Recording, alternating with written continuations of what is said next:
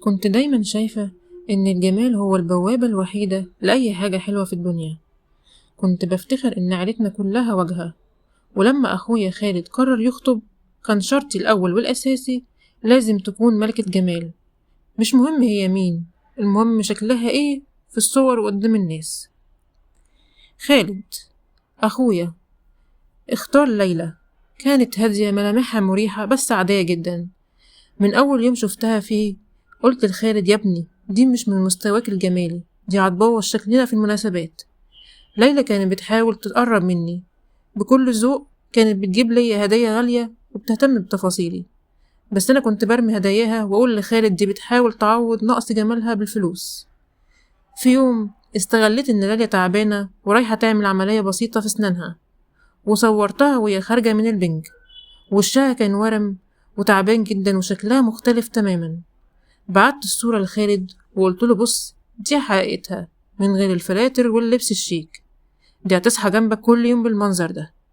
خالد للأسف سمع كلامي وتحت ضغط فسخ الخطوبة وسابها في أقطر وقت كانت محتاجة لو فيه.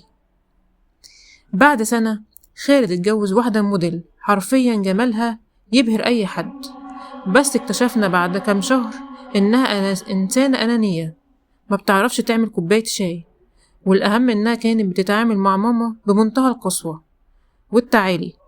خالد بقى يرجع البيت يهرب من نكدها ومشاكلها، والجمال اللي كان مبهور بيه بقى بالنسبة له عبء.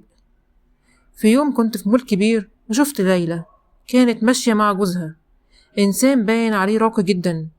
ليلى كانت منورة مش عشان مكياج وعشان ضحكتها، كانت صادقة وواثقة من نفسها. لما شافتني ابتسمت بوقار وسلمت عليا وسألتني خالد عامل ايه، كأنها بتقولي بابتسامتها أنا بقيت أحسن بكتير من غيركم. في اللحظة دي شفت جوزها وهو بيبص لها بكل حب واحترام، وفهمت إن الجمال الحقيقي هو اللي بيخلي اللي قدامك يشوفك أجمل واحد في العالم مهما كانت ملامحك. أنا دلوقتي قاعدة جنب أخويا وهو بيفكر في الطلاق، وبص لنفسي في المراية وبسأل ايه فايدة الوش الجميل لو القلب قاسي. اكتشفت إن الصورة اللي بعتها زمان لخالد ما كانتش بتفضح ليلى، كانت بتفضح سواد قلبي أنا. نصيحة لكل بنت، الجمال بيجذب العين بس الروح هي اللي بتمسك القلب. ما تخسروش القلوب الطيبة عشان خاطر قشرة خارجية ممكن تروح في لحظة.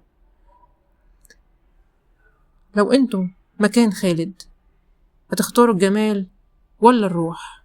اكتبولي رأيكم في الكومنتات.